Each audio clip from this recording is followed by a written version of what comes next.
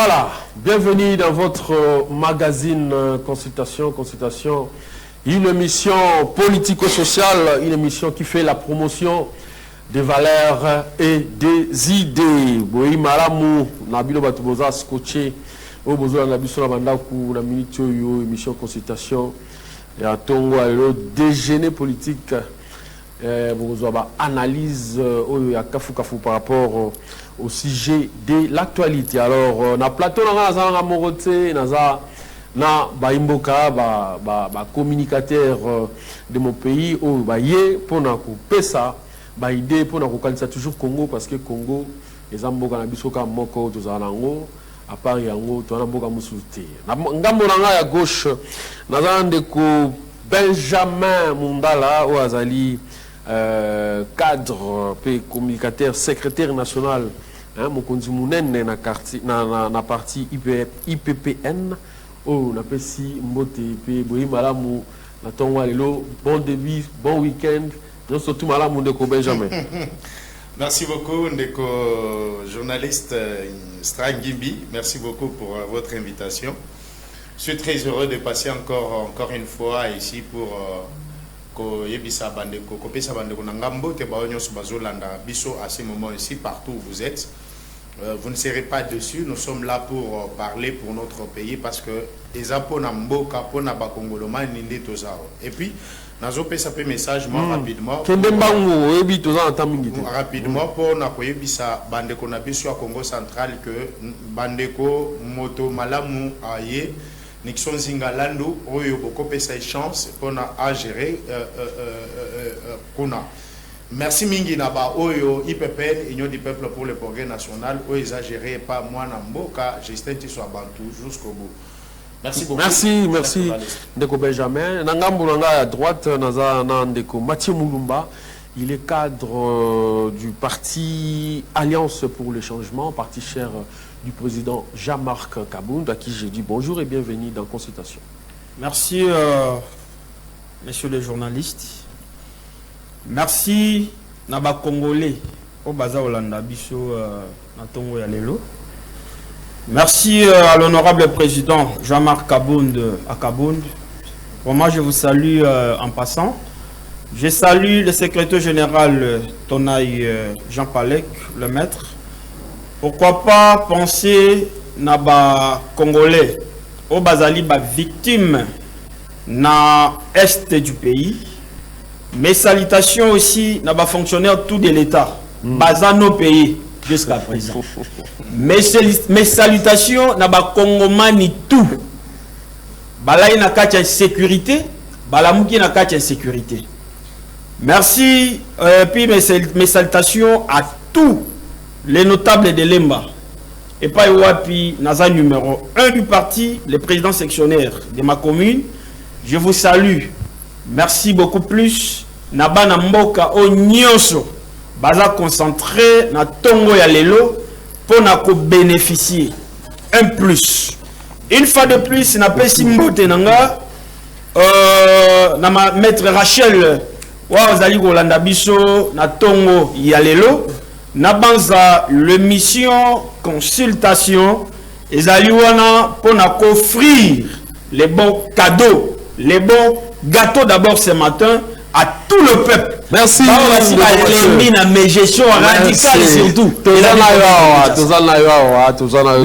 monsieur les journalistes. Alors, na mopanzi na ye tozana ndeko Jérémy Tambuka, le coordonnateur au PNAP Simbote na tongo lelo. Bienvenue mon mboka Jérémy Tambuka. Merci mon mboka Strat Ngimbi na obana na yo opesa lombote. Merci. Merci na ndenge wa invité biso pesi biso force wana ya wa ba congolais na pesi mbote na ndeko na ngai Benjamin Mundala yo pesa la mbote les bonnes manières toujours ye akosa na pesa na mbote na pesi pe mbote na désolé mon merci mon frère na pesi mbote na ba ike nyonso ya ideko na pesi mbote na ndeko na ngai honorable Augustin makasi otozana awa na pesi mbote na ba ike nyonso ya ideko na pesi mbote na ba kongomani nyonso bazolanda biso et na kozangisa te ko pesa mbote na les coordonnateurs ya mouvement Nabiso Signor Akalendo azali bongo coordonnateur numéro 1, coordonnateur national il y a Union pour la défense du Congo. Voilà, merci beaucoup. En tout cas, consultation de Fungo Liangolelo, des sujets d'actualité où tout quoi analyser, il y a un changement de la constitution, bien qu'il y ait un débat autour du changement, révision, si je wana, en tout cas, il y a des autres là qui Baimbo Kabazo réagir de part et d'autre. Après, il y a un autre le bombardement, il y a drone de Salama. Na Goma Oebomi Batou na bandeko ya UNICEF bateau basala bandeko humanitaire je veux tout lango tout ça ba détail leur tokobanda alors tozana bandeko na bango en tout cas kolongolate ko changer parce que débat oyo eza débat oyo kozwa eza la prédication eza matière. Basogi okupona wapi okotika wapi alors nabandi na ndeko Mathieu Mulumba tofungoli consultation nayo par rapport ya débat aux salama autour du changement révision de la constitution de l'année dernièrement sorti il y a secrétaire général et puis président AIDPS Tshisekedi Molamoka Augustin Kabuya Lobi bon Matiabo Kita va toucher en haut. Alors, bino dans la position, analyse ni niveau ça là vraiment par rapport à débat autour et à changement de la constitution. Matondo mingi ndeko journaliste mwana mboka pona mutuna kitoko oyo projet biso na tongo ya lelo parce que ezali mutuna oyo bakongomani et pas wapi bazape komituna bazali komitungisa et surtout na cantique je ne sais pas ezali tiré dans quelle référence à cantique de cantique o ekomi oyembama surtout na ba pas parti et puis na ba matinée ba rassemblement politique alors il y a multiples questions au baimbo ba rotuna na ba kokamba biso na ekolo oyo. Alors, il fait le modifier, réviser, toucher. Parce que on va dire toucher, je ne sais pas, toucher où est-ce qu'il faut toucher, où est-ce qu'on ne peut pas toucher, c'est long. Oyo Kabilo Wasoni, Oyo, Nato Landa, rassemblement, Isama qui na secrétaire général, Oyo Kotanga, parce que Ngana Ningotanga va comboter. Alors, Balingate, Toko toucher. Est-ce que c'est ça un langage d'un homme d'État? Vous allez constater que non, l'UDP Salongoli, bonne foi. Démocratie, esprit à démocratie. Esprit à démocratie est long. Quand vous trouvez un secrétaire général d'un parti au pouvoir, mais qui utilise un langage, il y a le roi Bana Balabala, Balinga te toko touché. Banani bakolinga, banani baolingate. C'est-à-dire par là, vous allez constater que non, il y a l'absence totale au sommet de l'État. Il y a bonne gouvernance. C'est-à-dire même dans le cas de l'institution, même si elle a même, bazali ko composer les vraiment institutions, il y a beaucoup d'anabiso, bazali na mécanisme la monter sur bazali ko prononcer na minoro na bango. Kota d'abord la constitution. Tokotuna c'est la même constitution. Oyo lelo epesi bango bazala bakambi mboka oyo. C'est la même constitution que l'actuel président de la République a prêté serment. Quand on a prêté serment, là la constitution était bonne. Là la constitution ne posait pas de problème. Quand on a détourné le bien de l'État, la constitution est bonne. Tant que bazali ko échoué, bazali ko nyoko la peuple congolais, la constitution est toujours bonne. Mais tant que tu as dit que non, makambo ekendena alima, makambo etambola nanzela. Là la constitution est commis mabe. Mais dès que journaliste na autour no mutuna moko. Est-ce que c'est quand wapi constitution zali konyoko le régime oyo? C'est-à-dire constitution oyo Mbata qui est le secrétaire général d'abord ya Union sacrée. Yemoko d'abord à l'Obani. Nous avons la meilleure constitution du monde. Mais je ne sais pas moi pourquoi les acteurs politiques ou bien les politiciens congolais, bazali na mémoire moko courte, il y a qu'oublier très vite. trop vite plutôt makambo o bango moko bazali koloba. Mais tout côté la constitution. Quand vous bandeko oyo bazoko ko futa les fonctionnaires de l'état. Là ils a faute la constitution. Tango ba promettre biso mwana mboka oyo président de la République a promettre biso azoko misa biso Allemagne d'Afrique. To komi yangote. Là ils a faute la constitution. Tango azo yebisa ba jeune que non, je vous ferai les jeunes millionnaires. Est-ce que c'est la constitution ça qui est promesse et c'est la même constitution qu'on réalisait moi non, non. Là, nous avons constaté que après avoir échoué, vous allez constater que non, c'est un embrouillement, une distraction. Au Bazali, comme embrouiller l'opinion nationale et internationale. Tout ça, moi, analyse, tout ça, vous avez que la constitution, des fois, est bloquée dans certains articles. Ils ont pu s'appeler mon pouvoir absolu. L'autre ont condamné gestion au sommet de l'État, gouverneur, ministre. Mais mon Konzamboka a vraiment dans ma capacité à frapper, à révoquer. Il y a un article, peut-être que point sous tout article monsieur est bien. Mais ils ont eu tout la constitution, vie banger à l'élo, ils ont correspondent de pénalité, ils vont retoucher. Parce que l'objet est tout bon santé, nous pouvons recommander un pouvoir en bon gawana, beaucoup de difficultés au pouvoir à l'élo, ils ont coûté en haut. Des journalistes. Dans la carte de la Constitution, article 219. Et Ali Koloba, la Constitution de la République ne peut pas être touchée ni modifiée. Na moment où Mboka est na état de guerre, ils ont la carte de guerre. Na moment où Mboka est na carte d'état d'urgence ou bien état de siège. Mais mutuna ngana otuna na bandeko na biso enyo sacré. Tozana bitumba to na bitumbate. Parce que Bango Bazali beaucoup plus concentré dans l'article 217. Selon Bango. Mais toi, il y a maintenant réponse à 219. Oui, Bazali ou Ebissa Bango. Vraiment, est-ce que état de siège est réalité? Est-ce que guerre dans Estamoka est réalité? Mais ce qui biloko est réalité, ça dit de comprendre que non, Baza missionnaire, il y a balkanisation. Parce que pour le moment, ce n'est pas le moment opportun. Il y a quoi une distraction.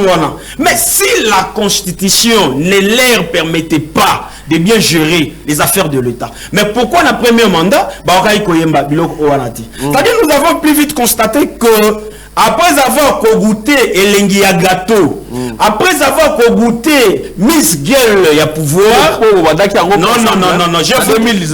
je vais vous dire d'abord que non, vous devez retenir l'honorable Jean-Marc Abound à Kotaki na droit naïe. Et résultat ya combat naïe. Ça, ce n'est pas le débat. Alors, tout quoi maintenant, non, après avoir koyoka Elengi à Miss Girl, il y a gâteau ça dit bandeko maintenant ba moyoka somoke, to komi na souka.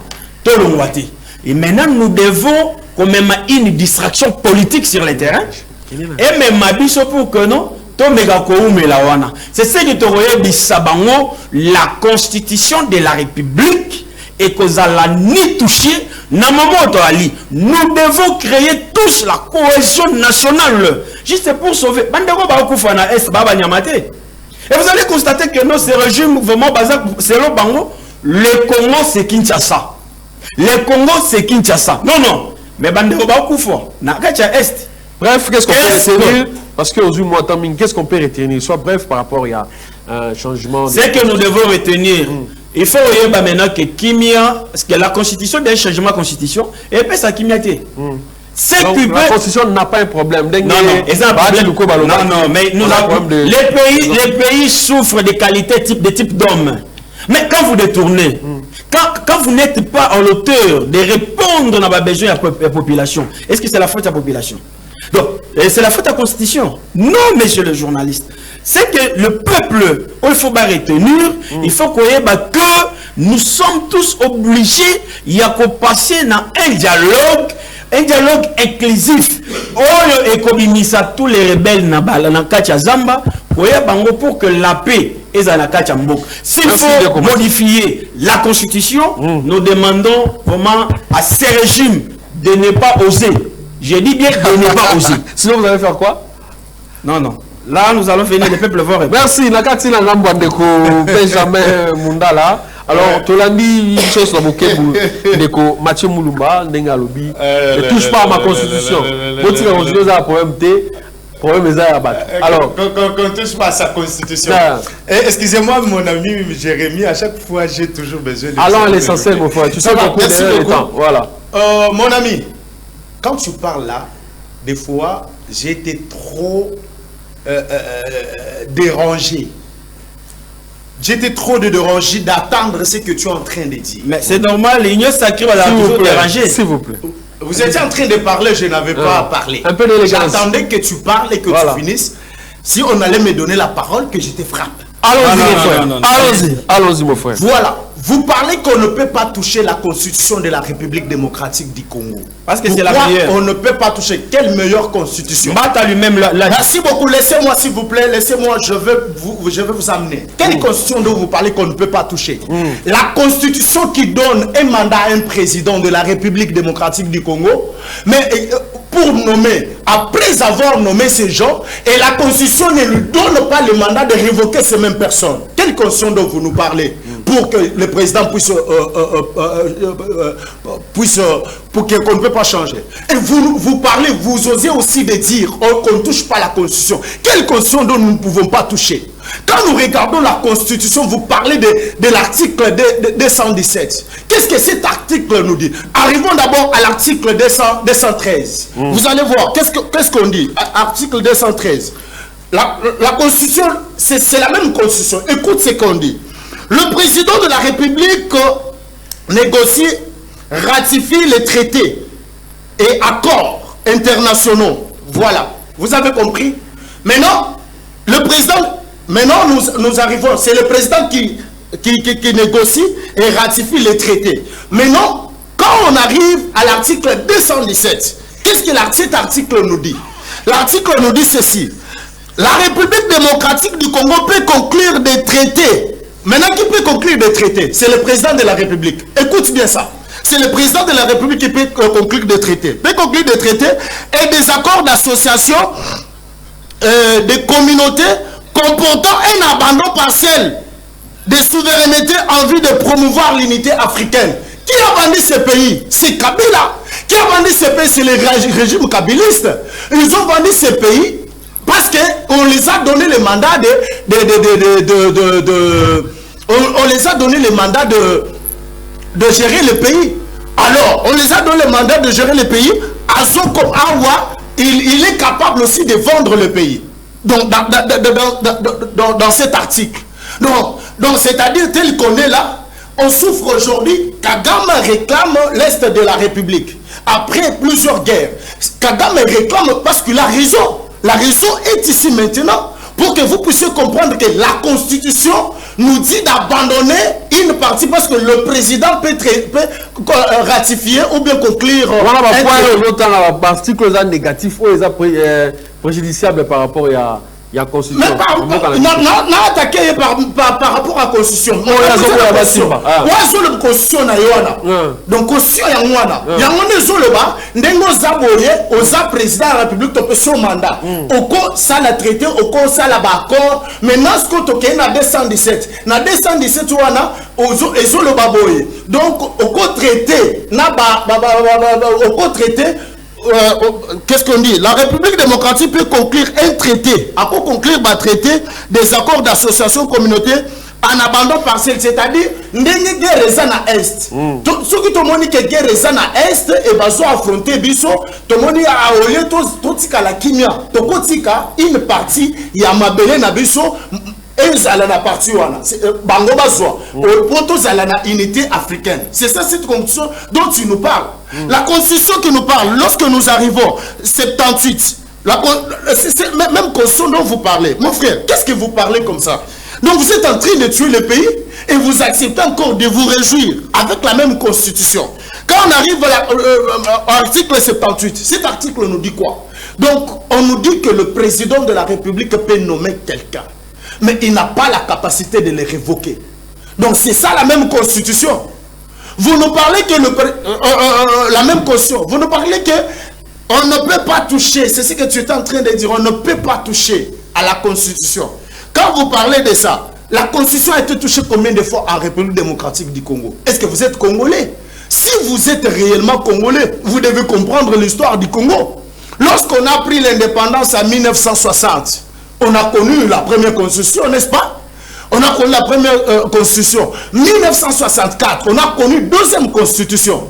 1967, on a connu avec Mobutu, là c'était avec Kasavubu, première constitution, deuxième constitution, troisième constitution à 1967. On a connu avec qui? On a connu avec Mobutu, c'est deuxième, troisième constitution. On a connu la constitution avec Mobutu combien de fois?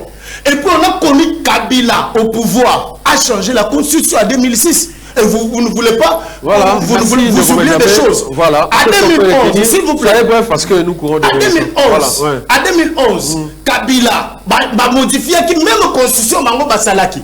Qu'est-ce qu'on ne peut pas changer au Congo? Mon frère, ce qu'on ne peut pas changer, c'est la parole de Dieu, la Bible, qu'on ne peut pas toucher. Mais pour la constitution, plusieurs pays, selon le moment où tout ça n'a pas de problème, il faut changer la constitution pour l'intérêt à Congolais.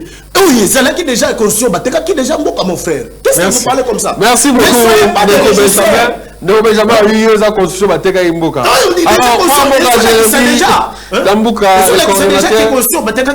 alors, votre analyse ou votre réaction par rapport à Malobandeko Benjamin Lobi par rapport à changement de la constitution? Merci, mon amboka Strat Ngimbi. A lobi déjà presque nyonso. Na regretté Nandeko Benjamin. Na makamba uti koloba ah matangi article boyo ki bino mo pesanga va matin. OK. Yambo alobi le président peut nommer mais akoki ko révoquer mais c'est tout à fait normal ndeko nanga Benjamin.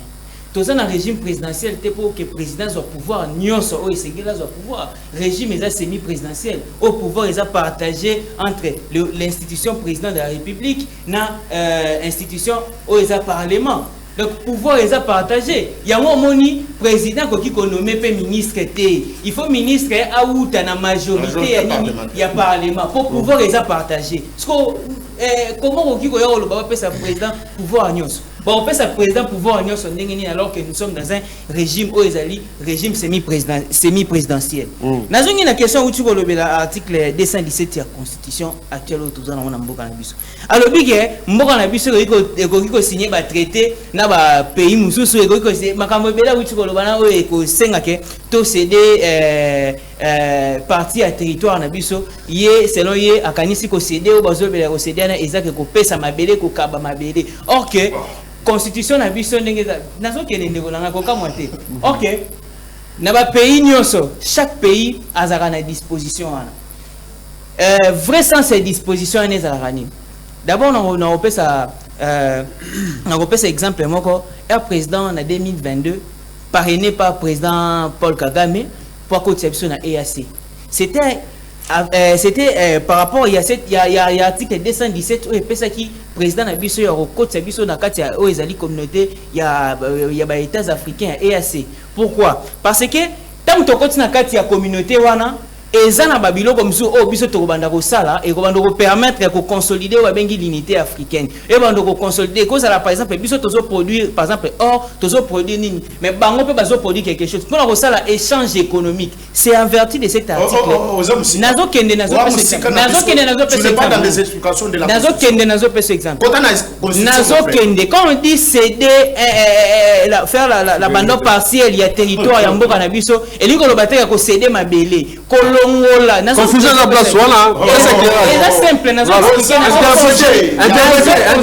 nazo consolider yango ende konanga ezati ko céder mabele non eza par exemple tokoki kozala na cadre ya économie na cadre ya échange économique par exemple na Rwanda to par exemple na pays moko baza membre ya EAC na place bato wana baya oteka babiloko na bona mboka na biso olie bafuta ba impôt olie bafuta ba nini gouvernement ya biso ko en charge que batona ba futa ba importer ba futa ba nité, c'est là aussi révèle il y a question il y a article wana. Deuxième problème mes amis nazo pe ce exemple quand on dit tika ngata ngona lo bangana ndolo ba tende bona ngai sois élégant mon frère quand on parle de l'abandon partiel il y a territoire et ça ko pesa ko kabama belete on dit que le pays peut conclure des traités ou des accords. Question EAC, question autozana on a EAC, question autozana on a ko soutenir nini ya Union africaine. Obi ke le loso Kenya Kenya au futa visité. Est-ce que bien obi ke sozara ozana na passeport ozana passeport na quelques pays autozana bango ba na coopérative moko. Mais na je peux un exemple. Obi pourquoi? Parce que l'État a allégé bah droit monsieur ezala qui on a longoli yango pour sauvegarder ce qu'on appelle l'unité africaine pour consolider article na peut ça yo article 146 ya ni article 146 ya constitution burkinabé article là lobini constitution burkinabé nazo pesa yango na tango le même lien omona et puis na expliquer na pesa tokemba ngo de Jérémy vous n'avez que 5 minutes nazo pesa yo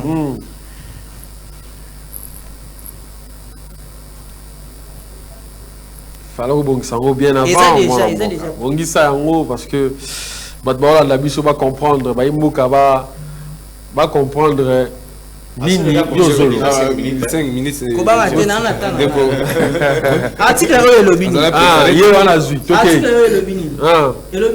le Burkina Faso peut conclure avec tout État africain des accords d'association ou des communautés impliquant un abandon partiel ou total de la souveraineté.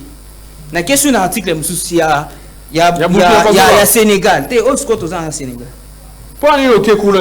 C'est quoi l'idée? Quand on veut, tant dans le béla, ça abandon partiel des territoires, et ça mais quoi alléger moins force il y a souveraineté de façon à sauvegarder l'unité africaine. Traité au bazol le béla, accord au bazol le béla, abandon partiel, et ça parce que si ça dit ça au Kabamabélé, c'est que bon Kabamabélé n'a pas Rwanda parce que signa parce que la 2022 to signa na Rwanda accord que bango ba exploiter minerai na biso ba raffiner, on sait que biso to Kabamabélé na Rwanda. Mais si c'est pas le cas, c'est que l'article a totalement raison. Il y a on a consolidé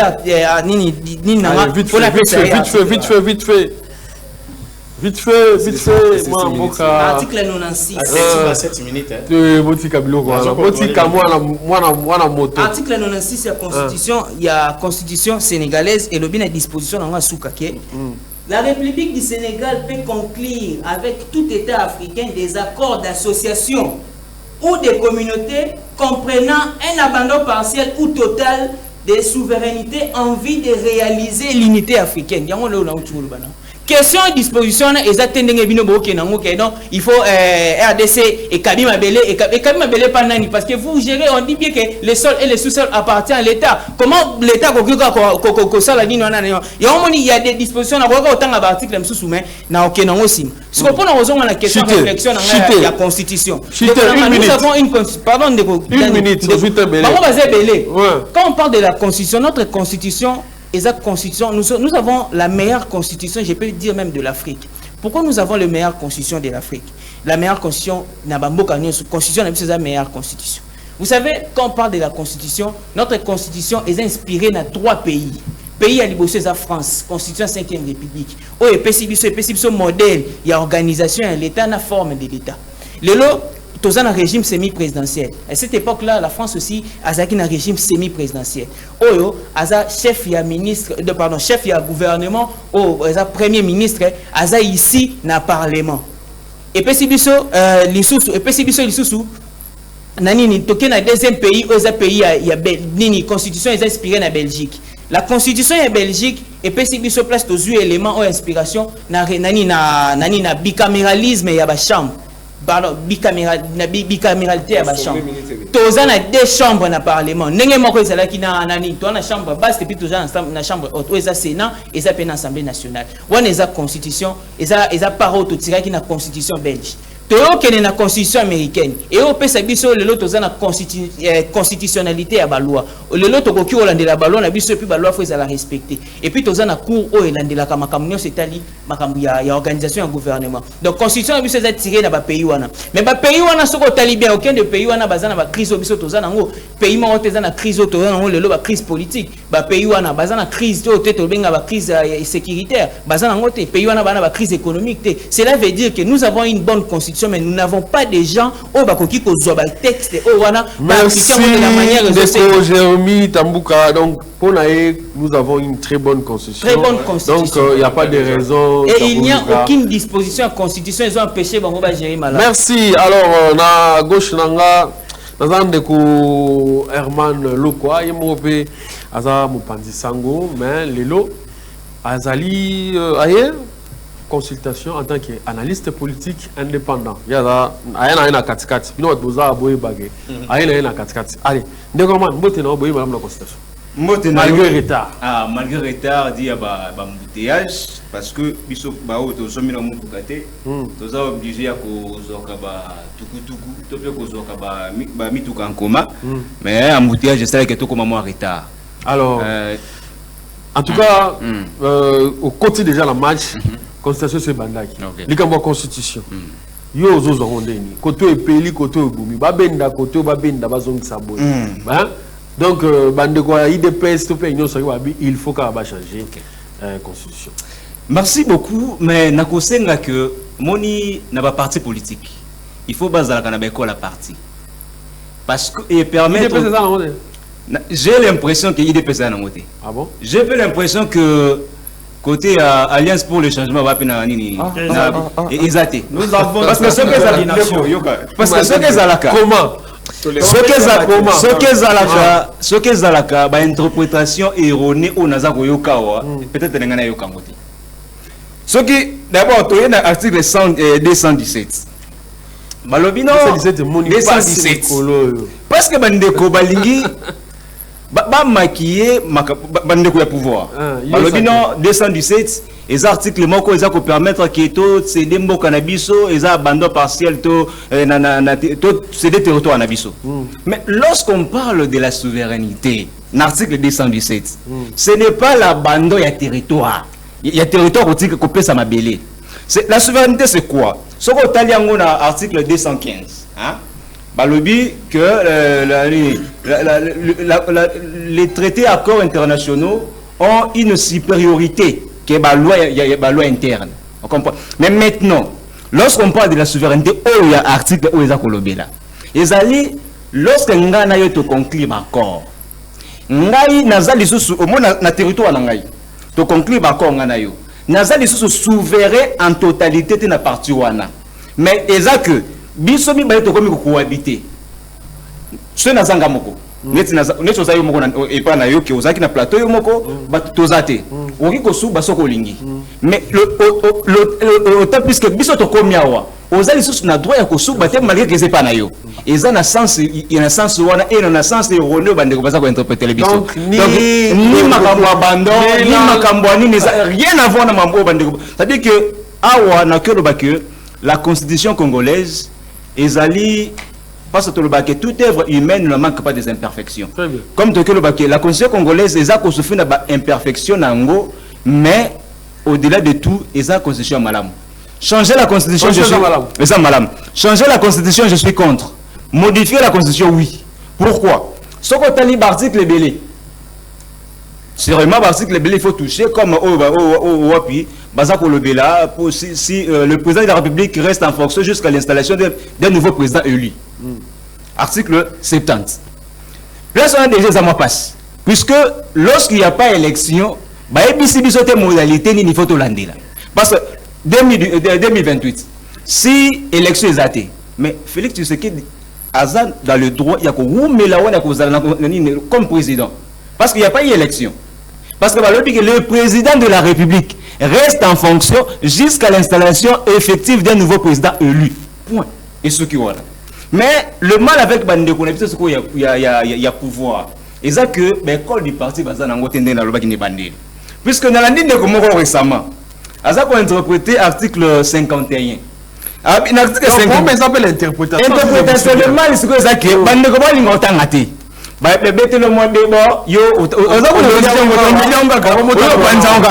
le mal c'est que bande ko alors notre dernier récemment comme on a habité abi l'article 51. L'État a le devoir d'assurer et de promouvoir la coexistence pacifique et harmonieuse de tous les groupes ethniques du pays. Il assure également la protection et la promotion des groupes vulnérables et toutes les minorités. Partout où nous ça la mingi débat. Nous avons le groupe minorité zali groupe minorité zali M23. L'État a zappé à occupé à en sorte que à protéger Bango. Mais M23 basa groupe minorité. Esprit article il y a constitution. Il y a un moment que Batunios va comment kolinga ba interpréter constitution or que ils en a espère pour interpréter constitution. Groupe minorité na esprit article Moutou Azolo va changer les professeurs en bas mais le mal c'est le grand pote de la constitution. C'est un monsieur la politique le mal c'est que la politique tant aux alliés maïle so côté na terrain moko boye maïle na yo tiki en quelque part au comme ce qu'on a terrain na mobuzoba au côté na buzoba le mal c'est quoi avec Nicolas Bessombata ce que esprit article les anines groupe minoritaire les anini bande ko ba talanga baeba groupe minoritaire tant toza awa balbinos na Congo bazali to bazate bazali vulnérable te soko boti mwana albinos na Congo eza moi batu tout batretaka na moi un peu moins de goût constitution a lobeli batu ya bongo bandicapé baza batu mais baza mingité batu wana eza il faut pas protéger bango donc eza façon bango baza ko zola biso ono ba M23 ono ba banyamulenge ono il y a pas une tribu au kezali minoritaire na Congo biso ko zali ngemo merci conséquence nini aux à ceux qui le va changer constitution voilà conséquence aux clauses à ceux va changer constitution zali que on craint Nanga a se déclaré que lobby parti Wanezai a tigali kuna. Ah bon? Oui. Pourquoi? Constitution Batoubaye Baraté. Le mal les années. Le peuple a zali souverain. Comme le l'article 5, il y a constitution. Le peuple n'est pas souverain. Avant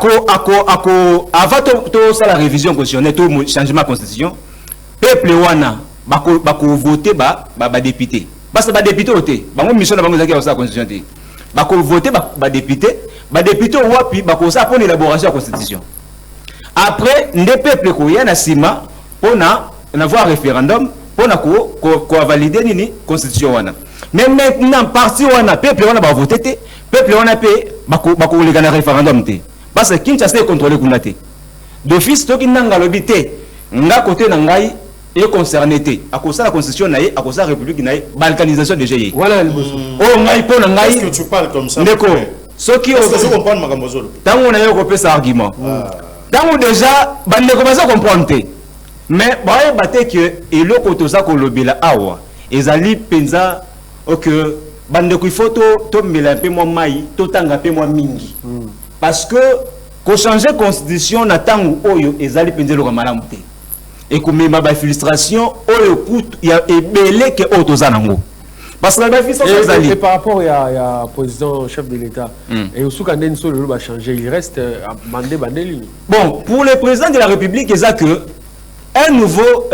une nouvelle constitution ezali que un nouveau régime et une nouvelle république yé mandani bandeli na Kabila mandé bandeli batu tout au bazala mandana bango bandeli bon tout ça na Kabila mandane bandeli pe mandé e bandeli donc le mal les a dit que lobby dans article la bandeli à 0 allez bon il sera d'abord le président parce que le mal les anines tant qu'on a un président il est à organiser l'élection normalement parce que mais la transition tu organiser l'élection et puis o ya kobima abima tu ebibiso banso na Afrique muto organiser l'élection mingi ka ine mutabima so ya obimata za mutu so ya obimata ebi ya kwasira barrière mais le mal ce que ça awa conséquence ce que ya conséquence logique ezanine bandeko est-ce que na mandat liboso to beta kama so changement de constitution ezala kate pour anine parce que ebi kete na zana ngana mais to comme na deuxième mandat ebi ke ba pesu ezali une fois 5 ans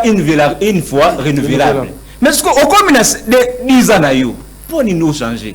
Parce que baloba toujours que homme noir, ceux qui ont le pouvoir, ils ont toujours une intention de abuser. Bah, ils ont 10 ans.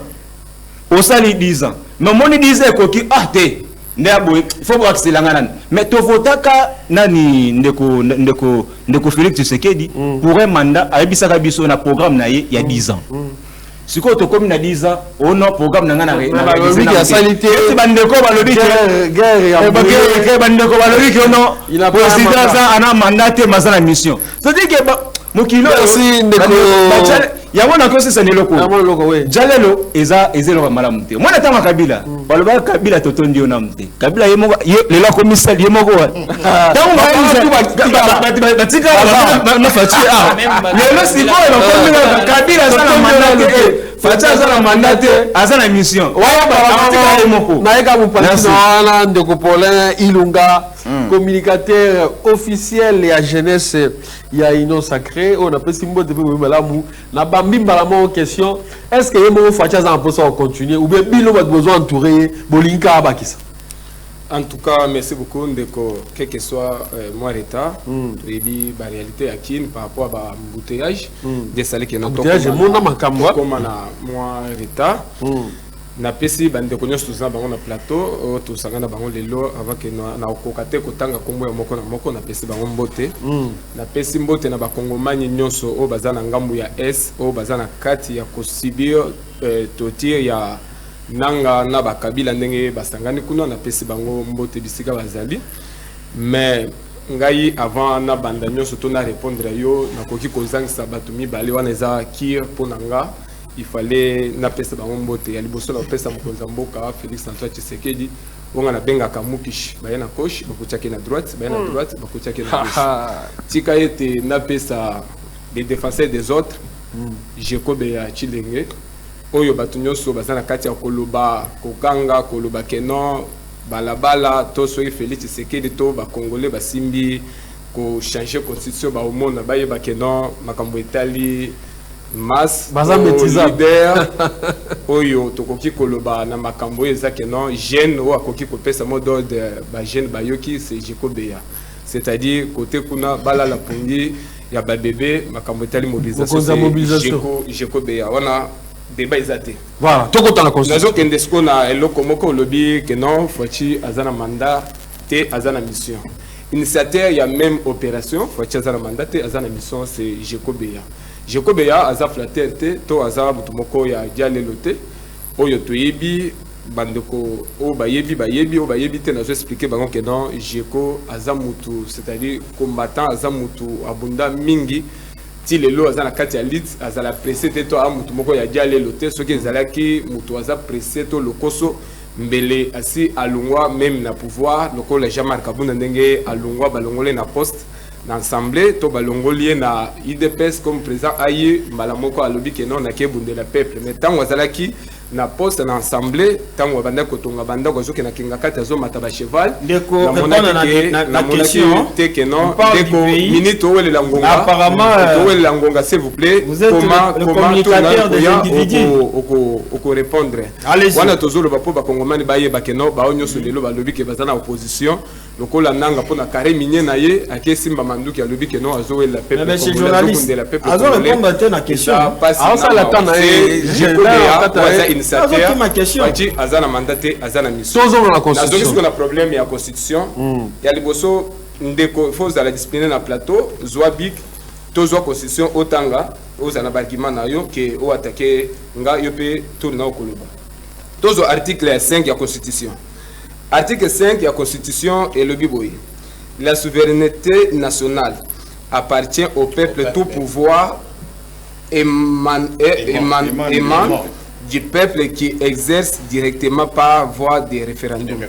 C'est-à-dire, peuple n'a pas décidé.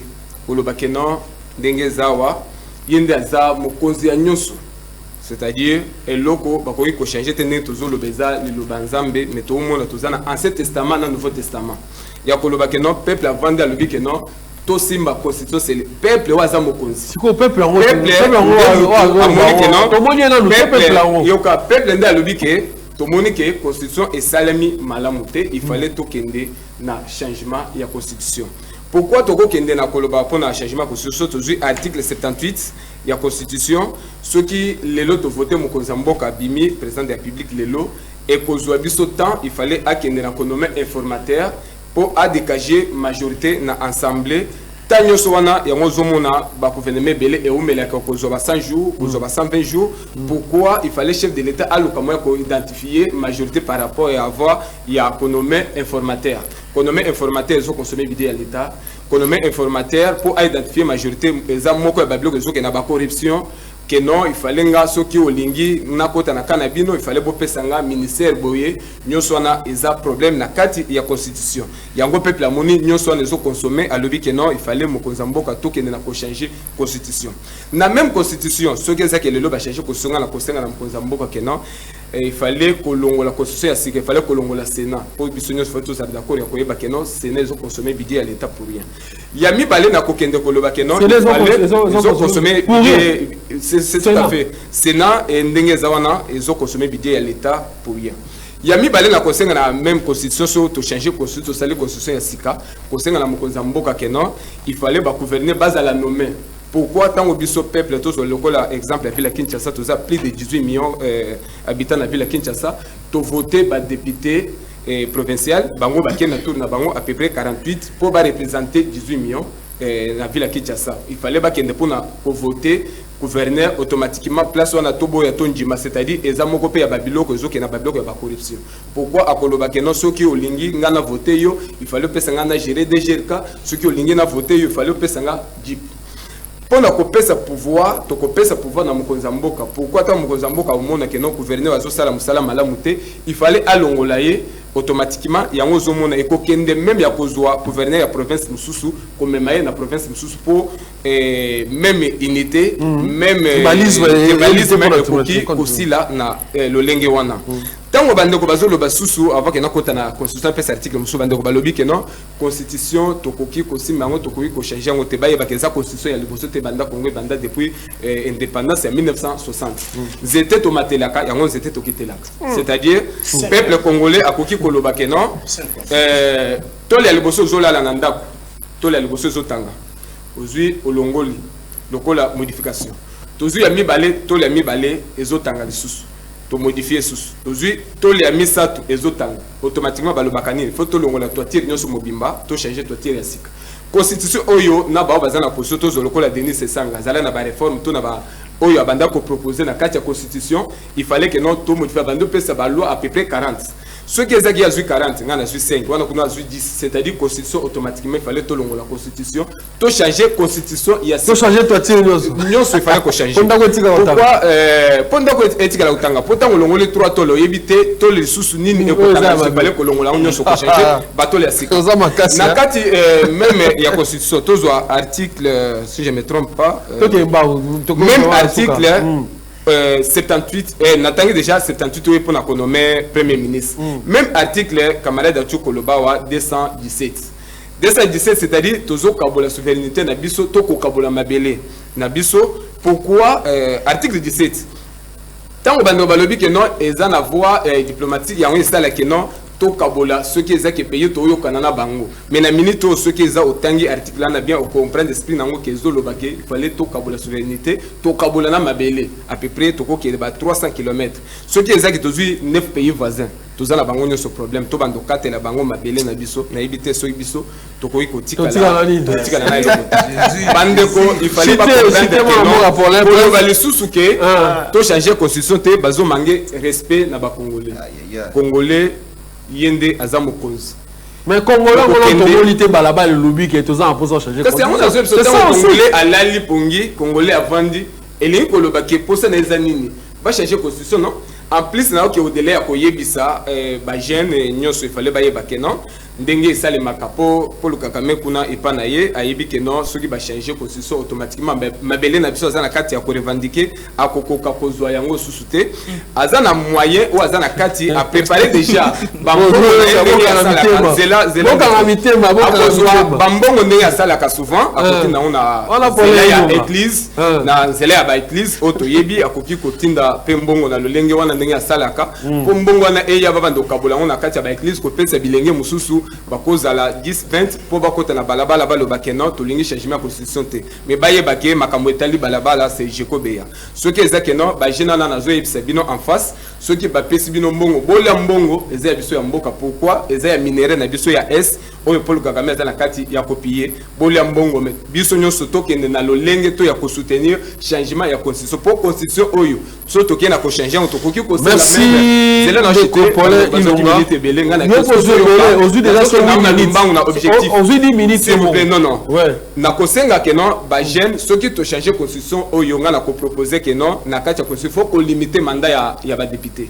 Pourquoi ce limiter mandat à député pour tout le monde kuna na Sénat kuna na assemblée ba député mususu ba commissaire comment le kola ba roi ba comment le kola ba chef coutumier na éviter biso nyo sonné monsieur vous travaillez bien oui il fallait qu'on limiter mandat ba président to limiter pe mandat ya ba député pour permettre que ba esprit bon so ki muto la ba ngile bango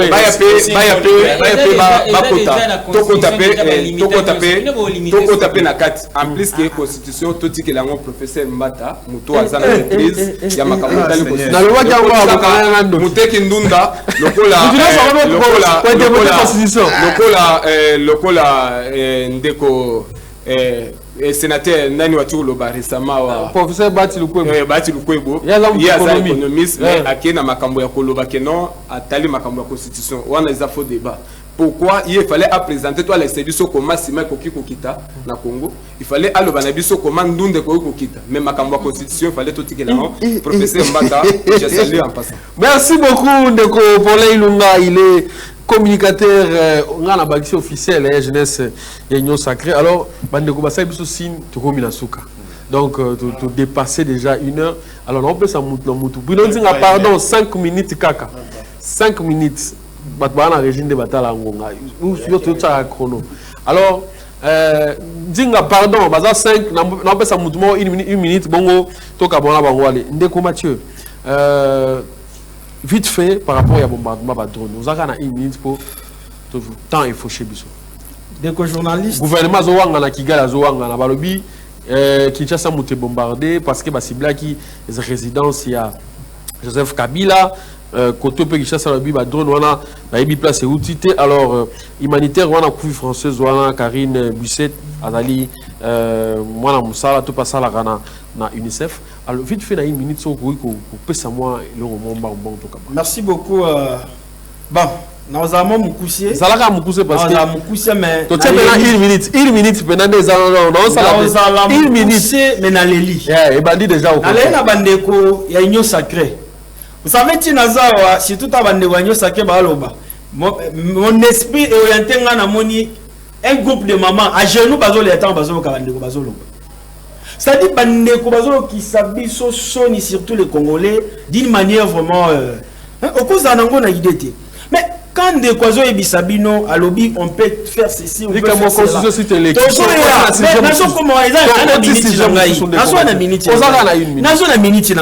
Mais tant on ndeko Félix Tshisekedi a memi Congo na EAC. Constitution mutotinda ki mema biso. Lelo tango amoni quand même no akakami na bilo roto esike kindeki parce qu'il était parrainé par Kagame et celui de Kenya pour trahir le pays. Tant ba komi le na Tanzanie vous avez ça vraiment sommet de ça dernièrement on a siège il y a EAC. Vous lui avez vu. Ça dit tant ba comprendre, ça dit ce régime bayaka toujours constater les choses après leur échec. Donc biso neto gangabo monda commissaire le président Denis Sassou. Alors mais quand ils ont un moment important c'est une distraction. Mais parce que changer la constitution pour na kotika na pouvoir pourquoi? Ne quoi que autant l'article 219 de la constitution. On ne peut pas la toucher dans l'état d'urgence, état de guerre. C'est une question que vous devez leur poser. Le pays est en guerre, oui ou non? Le pays est vraiment en état de siège, oui ou non? c'est-à-dire ceux qui ont la réponse bah ozonga pas pas ces réponses alors kozonga na makambo ça emi na est kuna na banza to pesa longo nyama mingi na ba militaire na biso pour ne faut pas au sala mais activer d'abord l'esprit à patriotisme en eux parce que jusqu'à là tu vas constater que ce sont les étrangers apparemment ils ont utilisé un mécanisme na bango pour localiser l'ennemi. C'est-à-dire, na makambo etali même que sélectionner vraiment les acteurs qui peuvent quand même nous amener dans une victoire pour sauver notre pays. Il faut d'abord avoir une bonne lecture. Parce que mon mon côté à Koki Kopola mais beaucoup plus lié à moi on dirait les qui 10 millions non 16 millions biso Koki Kopé Sanzela te na moto oyo ako kumisato opeta maboko pona liwa mutumo mais il y a des milliers de millions de Congolais au bakufi mais ça biso donc les panang non jusque là longonya mais nazo ko banga mo muke na bawazalendo parce que na komona selon spiritualité na ngande la kisanga ndoto mona loti na mona apparemment ceux qui va récupérer goma na moi ba balise la biso manuki c'est par là aussi il faut qu'on soit une bonne conscience parce que gouvernance si c'est prévoir la batona parce que baba bazalé ne met plus pas bazaki pe ba rebelle ba salika ba vous savez que nous sommes en politique donc ce sont des choses que lobby kuna makambo komi nous devons kofongola moi liso ligro na bango pour que ba kongomani bako bana ronyo kwa mati. Merci Ndeko Jérémy, une minute là par rapport à bombardement ya drone na Goma. Merci mon amboka Stan Ngimbi permettre nana rebondir mon kepa une minute émission pour nasuka posunga rabiso et bande on a vu ça union sacrée la plupart bazou ka changer constitution et ça bande ko batali si 10 ans va consommer déjà plus de 8 ans ba ça fait la soirée donc mandat ninga boye si la biso gagner la biso te ba chantier zali va se retrouver de si na noté ba ta la soirée la 2028 faut si c'est que ya kende so bon ba ta la soirée biso to leki na ba plateau to lié na biso te to lobi na biso lo te donc vie fatiga yango moni bango nde bazo ngabo yela biso question changement constitution mais ndenge ndeko nanga uti ko loba que question changement constitution aussi longtemps que mboka na biso non ils a pacifié on ne peut jamais parler de la révision constitutionnelle parce que constitution article 219 le dit qu'en cas il y a état d'urgence état de siège constitution la changer bombardement la réviser na kena place ya question ya bombardement na est wana na Goma ba bezaki ciblé pour na bomba Joseph Kabila parce que bon na kota na question bomba Joseph Kabila te ce qui est plus important parce que bombardement les saïs Joseph Kabila dans la Goma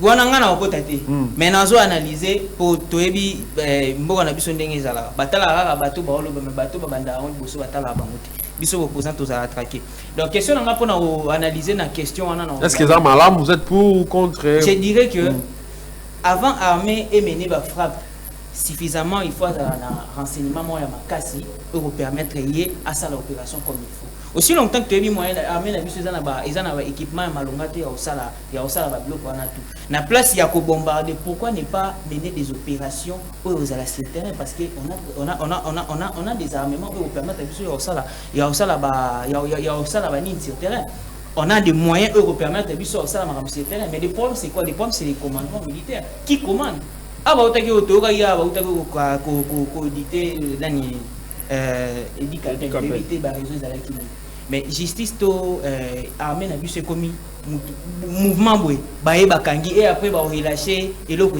c'est ça qui cause le problème autour na monde est supposant bombo balance qui wana et que ba rester cible na bango ekwei na ekwei na cité moko boy o ba congolais bazali que ba congolais ba kufi gouvernement na biso ngeke pesa explication pourquoi parce que place ba betu wana ba rater possible na bango parce que que okwea na kati ya domicile ya muto aza kutu même pas na kati ya question ya aza na ye mutu moko humanitaire ba bomi ya kufi yango mona ba média ebele ezolobe c'est là na lobani que une armée avant de mener ba opération il faut azala na trois choses au hier hollandais ya liboso eza renseignement ya mibale eza commandement et puis na bato bakosala exercice wana sur terrain soki yango eza préparé te to bando kufela bande ko bele on a zo regretter eza que soki cible wana nde barataki d'abord cible là parce que si s'agissait à cibler Joseph Kabila c'est que baraté cible donc cible wana soki koyaki na ba congolais parce qu'on en a déjà perdu ba congolais déjà ebele parce que soki rataki que bomi bato ebele je souligne que drone wana bombardement jusque là gouvernement a limité que mta saliango na ngambo ya Kigali pe gouvernement limité saliango mais est-ce que vous avez sorti médiatique ya député Mouchiki oui merci Ndeko Jérémy oui Mouchiki auto lobake bazo mener oko permettre cité 30 secondes auto lobake bango na ba wazalendo bazo mener ba opération est-ce que automatiquement na prise de parole na yeto na sortie médiatique na il a automatiquement trahi même l'armée ba position armée na biso il a trahi parce que lobi que bango bazo cibler nanu ba chef ya bazo cibler nanu ba chef ya AFC M23 mais ce qui est allé mission pourquoi te redévoiler mission parce que mission ça aura toujours à caractère secret mais pourquoi te dévoiler mission merci mon frère problème en tout cas merci et on a déjà arrêté et les opérations il faut ça la main ça la c'est le plan et ça la concret merci beaucoup mon Mboka Jérémy alors Ndeko Herman Lokwa 1 minute par rapport à bombardement ya Goma en tout cas 1 minute s'il vous plaît merci beaucoup respecter oza professionnel le roi ngai oza journaliste merci beaucoup en tout cas débat autour de la sécurité c'est un débat très sensible alors essayer penza cause un peu moins bouche mon officiel pour peut-être aborder certaines questions mais oya kuluba ya kanga c'est justement que ceux qui ils a que FRDC ndé komi ko bombarder bitumba balonga on likolo bitumba balonga on assez il faut ça la opération moko au sol pour ne permettre que tout le monde bitumba parce que likolo ils a intimidation likolo balonga até mais tikanga nazonga un peu na question liboso parce que nayoki bandeko basali ya interprétation moko ndeko nanga Paulin il y a lobby azongeli après avoir napé ça moi on a lobaki a lobby que l'article 217 ezali kaka abandon mais non ebisa bandeko tozali awa na Kinshasa tozana ba ambassade vrai ou faux ba ambassade tozana bango o ezana Kinshasa na ambassade na état musuto état congolais et aussi longtemps que ndako neza Congo te ezana sol congolais te et loko bandeki faut ba yebandi ya mwana tozana ba ambassade donc esprit article 17 yangoana reconnaître les ambassades bazawana baza ko exercer souveraineté na bango place wana mais ezali sol congolais donc ezali to abandonner yango te mais ezali sol congolais baza exercer souveraineté na bango na espace wana donc ezali te que na sens bandeko mais laissez-moi merci Ndeko s'il vous plaît Ndeko Paulin zo maloba par rapport ya bombardement 1 minute bongo to kabona.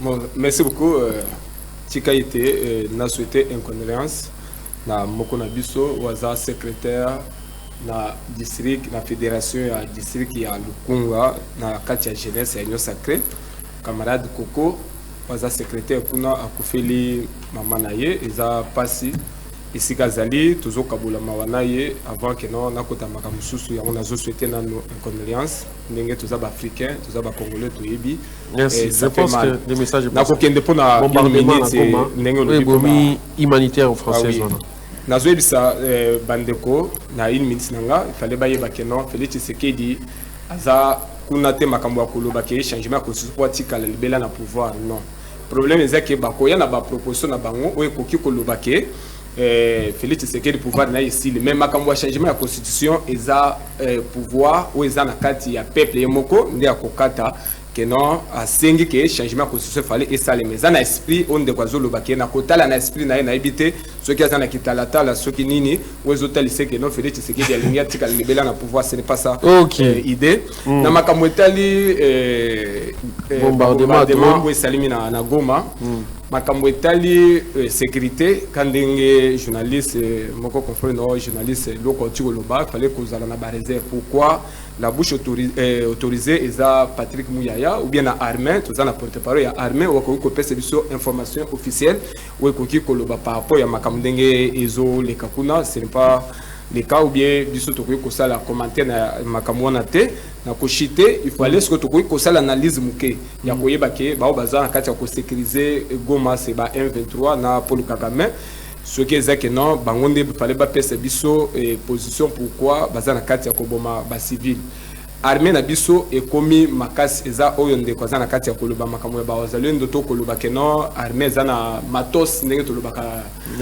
na lingala il faut yeba ke non armée oyo za na ngolelo eza armée ba clocha oyo ya kalate c'est Félix Tshisekedi au premier président ou a fouti ba soda na biso mbongo soto beti banda Congo banda c'est $300 so beti calculer que ba 600 quelques mille francs et tikala ko salimate mais ba za na front ba toucher ba comme le kola ba kambis ba toucher na va toucher au moins $500 armée comme na Minduki bando salimate infiltration de ça kati moko baza kati ya Kolungwa oyo nyonso Joseph Kabila sala na kati ya ba institution to na kati ya armée ba wazalendo FARDC. Merci beaucoup Tosugisa Nandeko Benjamin Mundala. Alors par rapport au bombardement, une minute. Par rapport au bombardement, je vous rassure que Eza Makamomoko gouvernement wangani Kigali.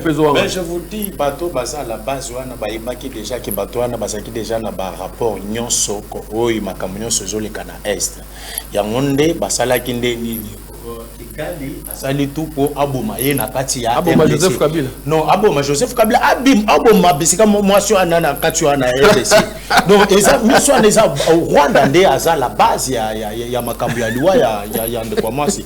Donc baboma ye kuna après avoir ko boma ye basumbisa biso ba touche mais enquête ezo salema ce n'est pas encore fini bakokenda avec le temps bokoyoka ke non réellement le point ne utake pas Rwanda au moins bato musu ba congolais bazo boma je vous rassure je vous dis la vérité ba onyo so bazo boma bangwana baza Rwanda soki azo kana le susu na yota moni déjà olingo s'opposer à éliminer lokola oyo akufaki journaliste wana akufaki wana ngana bomaki magloire Paluku ngana bomaki si Rwanda ne bazala à la base oyo akufi bakambo ezebele tant bazo mona s'opposer na bango ba mono komi kolongozo ke na vision bakoboma mbala moko mais na lingina répondre comme excusez-moi pona na yoki penda soni na ndeko journaliste na makambo lobby et salinga penda soni na mutu salinga passe na zobe l'estomac.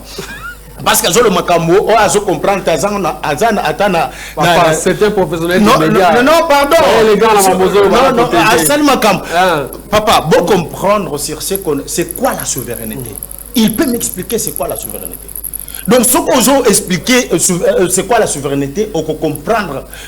Donc je peux donner même mais non seulement ça bazolo baké Félix Azawa na bazolo bazapo na mission.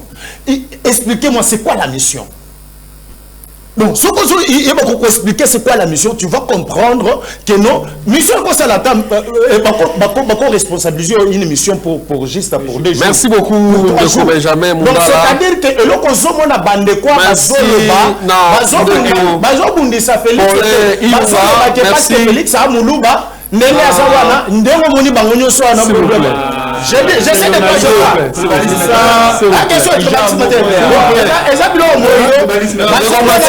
le pays. Non, c'est pas le pays. Moi, je toujours contre le Louba. Donc, c'est-à-dire, la constitution, tu vas changer. Bolinga, tu vas changer la constitution. Tu vas changer changer la constitution, mon frère. Merci. Merci. Pouvoir. Pouvoir qu'on change.